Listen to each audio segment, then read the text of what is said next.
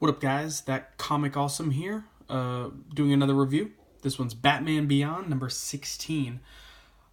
I've been digging this series. One of the main reasons why I like this series, like a lot of DC series that I've been reading lately, especially like The Flash and stuff like that, it's a fun, I wouldn't say lighthearted, but light fare superhero comic. You don't get tied down with a lot of politics. You don't get tied down with a lot of agenda. You have a simple format of a hero, a villain, some other background story elements that develop over time, and it is surprisingly good. I highly recommend it. If you don't, if you haven't read Batman Beyond, again, it's only on issue 16. I jumped in, I think, at issue 13 or 12 or 13, so not that long ago, and I was able to pick it up fairly quick. Especially, should be easy to pick up if you used to watch the cartoon in the 90s, which the comic is a little more edgy. I wouldn't say like real edgy, but it definitely has a little more of a an older tone to it, which is again perfectly fine with me. So let's kind of jump in, take a look at it. After the last issue, there was the Batman took on the Royal Flush Gang, who was commissioned by someone to capture Batman. That person who commissioned them also hired the Stalker because he figured that the Royal Flush Gang would fail, which they did, so now the Stalker is after Batman. The Stalker is kind of like a cybernetically enhanced Kraven for you Spider-Man folks out there.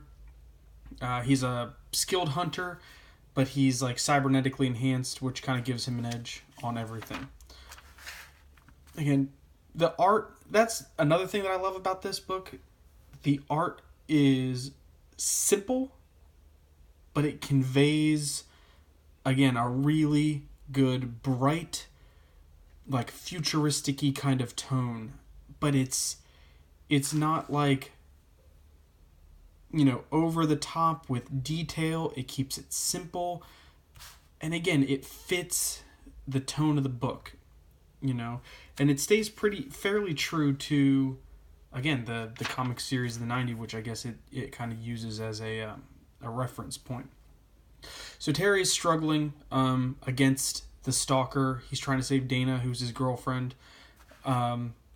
Thankfully, there are some enhancements to the suit that allow him to kind of put up a good fight. There's, the Stalker kind of ties him up and throws him kind of behind the jet engine. Double-page ads ruin books. DC, Marvel, stop putting double-page ads in your books. I mean, again, it ruins the pacing. Look at this.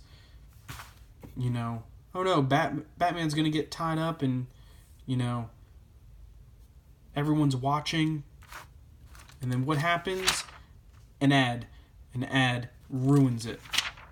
Anyway, so he gets stuck behind the jet engine, but again, thankfully, the suit has been enhanced and it's protecting him.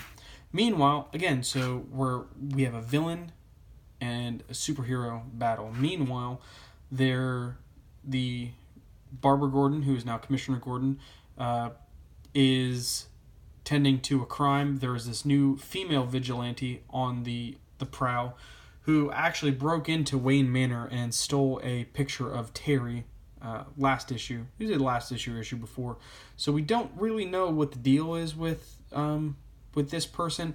My guess is it's going to turn out to be like a Catwoman-esque villain where her and Batman will have a little bit of back and forth through this series, which, with Batman already being in a relationship with Dana is going to add some tension because she will have access to that superhero life, and Dana, who does know that Terry is Batman, but is not able to kind of contend with that. That's speculation, but that's what I think is going to happen. So then they see what's going on up in the sky. Look at this, a single page ad, and then we're right back. I see, look, single page ad, a little bit of story, single page ad. It doesn't, you flip the page, you're never off of the story for a page. So then Terry's little brother is obviously concerned about his older brother being kind of behind this jet engine, and he's worried. Another awesome thing is Matt has also been training, watching old Robin holotapes and kind of training in secret. So I'm speculating that Matt will eventually kind of take over a Robin-esque role, which I think would be very cool. Because then it's kind of like you'd have not only a partner vibe, but then a sibling vibe. I think that would work out. I think it would be kind of neat. Hopefully that'll happen in some future issues. Next, this is probably one of my favorite. Again, the art, it's simple, but it conveys what it's doing very well. But anyway, so Bruce Wayne tells Matt that he can't think of Terry as his brother right now. You have to think of him as Batman. To which Matt says, well, what would you do, Mr. Wayne? And Bruce starts to describe what he would do. And of course, as he's describing it, that's what Terry's doing. And I think that really conveys at this point that Terry is comfortable as Batman.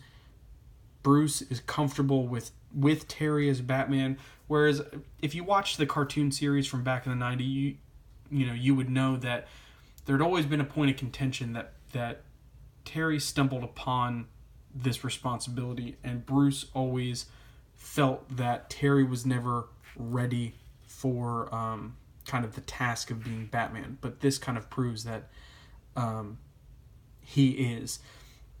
So after that fight ensues with the Stalker, kind of wraps up towards the end of the issue, leads into the finale of what I would assume is the finale of the Long Payback, which I think will have some good payoffs.